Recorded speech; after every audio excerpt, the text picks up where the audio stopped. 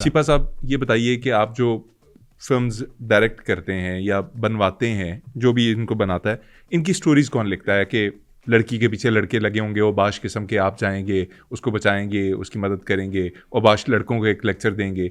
कोई अगर माली है या कोई ड्राइवर है, उसको डांट डपट हो रही है उसके मालिकान की तरफ से, तो आप जाएंगे, आप बचाएंगे, और फिर आप एक लेक्चर देंगे जिसके अंदर आप कहेंगे कि यार ऐसे नहीं करना चाहिए, इन लोगों की मदद करनी चाहिए। ये कौन लिखता है स्टोरीज? देखें, लोगों को यही दिखता है कि ये सारा जो कंटेंट है ये कोई मेरे राइटर या मेरी टीम रखी हुई है। मैंने ऐसा कुछ भी नहीं है।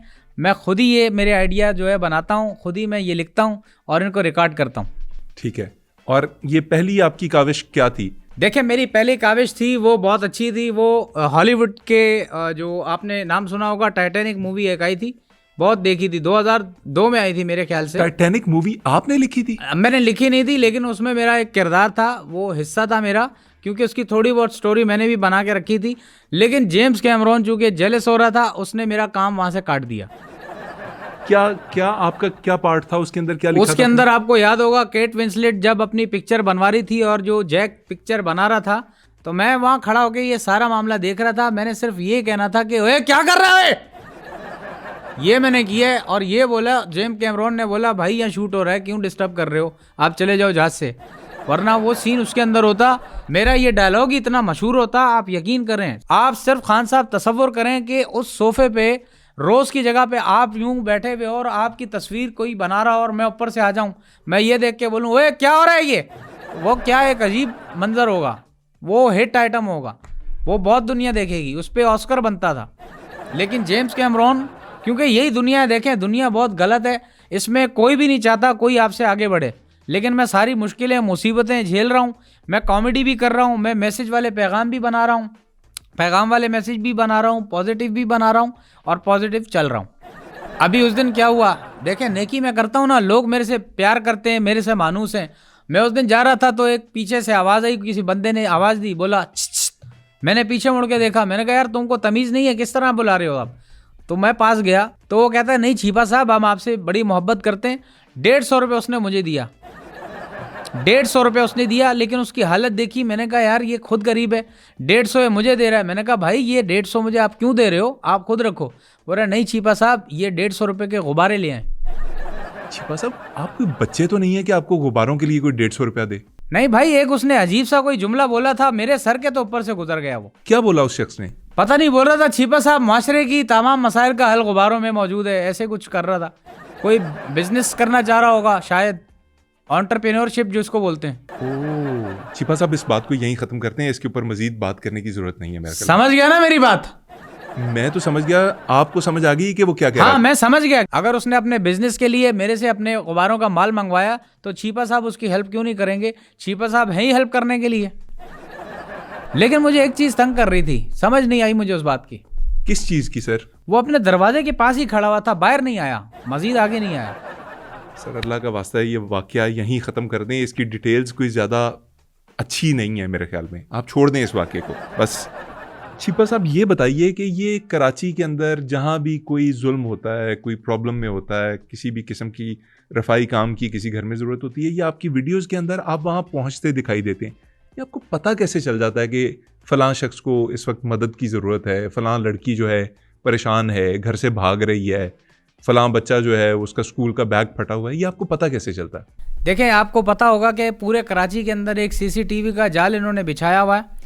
वो देखा, वो जो मोटा तार जा रहा है ना, जो केबल है, वो केबल जो गुजर रही है, वहाँ आपके छिपा साहब ने कुंडा मारा हुआ है और वो लाइन मैंने अपने हेडक्वार्टर में दी हुई है। वहाँ सारी चीज़ें मुझे वीडियो पहले से नज़र आ जाती हैं। जो सेफ सिटी के कैमराज हैं, आपने उनकी जो मेन आउटपुट या इनपुट वायर है उसके अंदर कुंडा डाल लिया। आपके छिपा साहब ने वहां पे कुंडा डाल लिया है, उसके थ्रू मुझे पता चल जाता है, सब मैं देख रहा होता हूँ कहाँ पे कौन सा वाकया हो रहा है। और ये तो सिर्फ ये सेफ सिटी कराची का डाला मैंने, एक कुंडा मैंने लास वेगास में भी डाला हुआ है, लेकिन तस्वीर साफ नहीं आ रही। छिपा साहब, आप यूं तो सारा दिन रफाई कामों में बसर करते हैं, कोई ऐसी चीज़, कोई ऐसी नेकी जो याद रह गई हो सारी ज़िंदगी की, इन नेकियों में से कोई एक ऐसी जो फ़ौरन याद आती हो जहन में? नेकियां तो देखें, मेरे पास नेकियां मैंने बहुत की हुई हैं, नेकी एक से एक। मुझे अब मैं क्या करूं, क्या आपको बतलाऊं। एक आध नेकी मैं आपको बताऊं। मैं एक जगह पे जा रहा था तो मैंने देखा एक आदमी मॉप लगा रहा है, पोछा लगा रहा था, पोछा लगा रहा था। तो वहां से लोग गुजर रहे थे, वो जगह सूखने नहीं दे रहा था और वो निशान जूतों के वहां लोगों पड़ के आ रहे रहे थे। बिल्कुल। अब वो बेचारा लगाया जाए, लोग गुजरते जाए। मैं आया, मैं रुक गया और मैंने दो और लोग आ रहे थे, उनको भी मैंने रोक दिया। उसके बाद उस लड़के ने मेरी तरफ देखा और उसकी आंख में आंसू आए। बोला छीपा साहब ने कितना अच्छा एक्ट किया है। और मुझे बोला छीपा साहब गुजर जाएं, कोई बात नहीं, मैं दोबारा इसको लगा लूँगा। लेकिन मैंने बोला नहीं, आप लगाओ, मैं यहाँ पे खड़ा होकर इंतज़ार कर रहा हूँ। अच्छा, तो फिर वो जब सूखा तो आप गुजरे वहां नहीं, से? 3 साल में खड़ा रहा वहाँ पे। कितने? 3 साल आपका छीपा साहब वहाँ खड़ा रहा। 3 साल? मतलब 3 साल पानी क्यों नहीं सूखा? उनकी टूटी लीक थी।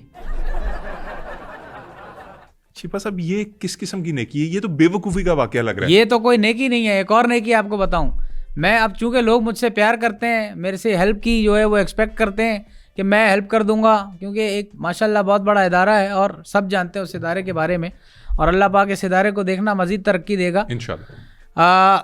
मैं रोड पे जा रहा था तो मैंने देखा कि एक मर्सिडीज़ ख़राब हो गई, रुक गई, इंजन से धुआं निकल रहा है।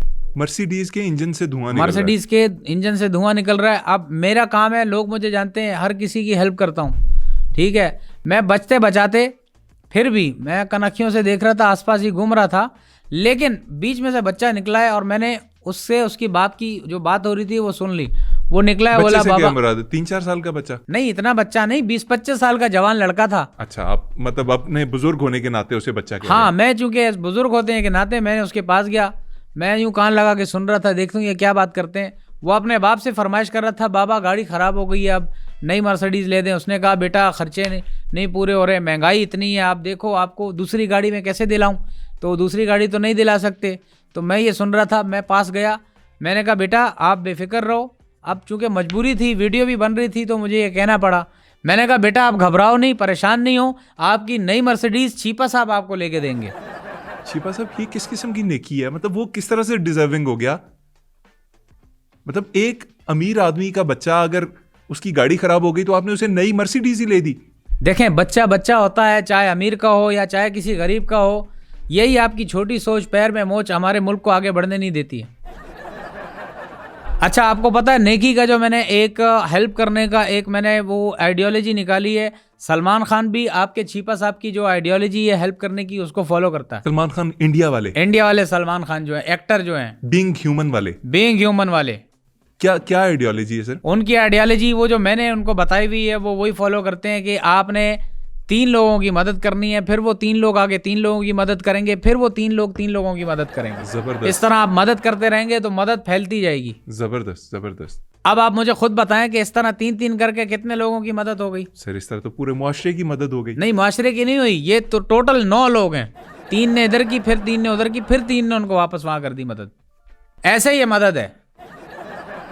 मैं समझ गया सर, टोटल मुआशरे में 9 लोगों की मदद हो गई आपके इस फॉर्मूले की तहत। छिपा साहब, आप यूट्यूब पे हैं, आप टिकटॉक पे हैं, आप फेसबुक के ऊपर हैं, मेरे ख्याल में इंस्टाग्राम पे भी हैं। कौन सा ऐसा प्लेटफॉर्म है जो छूट गया है, अब उसको कवर करना है? मेरे ख्याल से मोहम्मद अली खान साहब सिर्फ ओनली फैंस रह गया है। वहाँ मेरी बात चल रही है ओनली फैन वालों के साथ, वो कह रहे हैं आप अभी इस क्राइटेरिया पे नहीं उतर सकते। ओनली फैंस वालों ने क्या बोला आपको, किस वजह से मना किया? वो कह रहे हैं हम आपको छीपा साहब अलाउ तो कर देते हैं, लेकिन क्रोमा काटने की हमें इजाज़त दें। आपके ग्रीन कपड़ों की जगह वो, मैं समझ गया। अब मुझे ये बिल्कुल नहीं पता ये क्या साइंस है, उन्होंने क्या समझ के ये बोला है, क्योंकि इतनी टेक्नोलॉजी का मुझे नहीं पता। मैं जो छोटी मोटी वीडियोस बनाता हूँ नेकी की, हेल्प की, पैगामों की, मैं वो उसमें लगा हुआ हूँ। छिपा साहब, आपने फरमाया कि आपको एक्टिंग का शौक है, एक्टिंग के अलावा क्या क्या शौक है आपके? एक्टिंग के अलावा, क्योंकि देखें मेरे अंदर टैलेंट है और वो मैं गाए बगाए स्क्रीन पे दिखाता रहता हूँ। सोशल मीडिया आप देखें भरा पड़ा है। एक टैलेंट और है जो हिडन टैलेंट है, मैं गाना भी बहुत अच्छा गाता हूँ। अच्छा, आप खुद गाते हैं? हाँ, गाना खुद गाता हूँ और ये शौक भी है, लेकिन थोड़े से मैं इस चीज़ों से मैसेज वीडियो वाले फ्री हो जाऊँगा तो मैं गाने पे भी आऊँगा। सर कुछ सुनाइए प्लीज़। मैं आवाज़ बदल के बहुत अच्छा गा लेता हूँ। आवाज़ बदल के? हाँ। आवाज़ बदलने से क्या मुराद है? ये टैलेंट है ना, ये टैलेंट है। सुनाइए प्लीज़, कुछ आवाज़ बदल के सुनाइए। हम तुम्हें इतना प्यार करेंगे, हम तुम्हें इतना प्यार करेंगे के लोग हमें याद करेंगे, के लोग हमें याद करेंगे, हम तुम्हें इतना प्यार करेंगे।